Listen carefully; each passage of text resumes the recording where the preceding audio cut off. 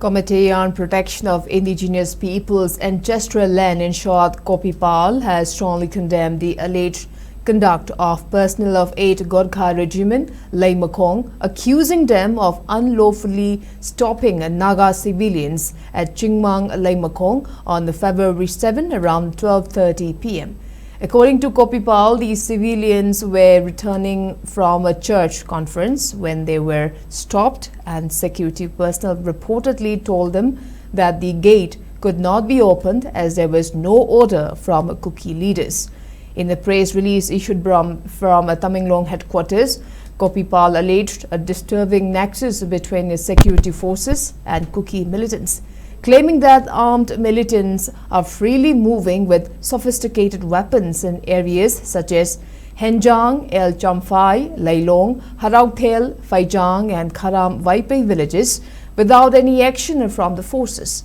The committee accused security forces of extending tactical support to militants under the pretext of self-declared buffer zone, while innocent civilians face restrictions. Copipal appealed to Manipur government to take immediate and decisive action against militant activities in foothill regions and to restore constitutional order, justice and rule of law.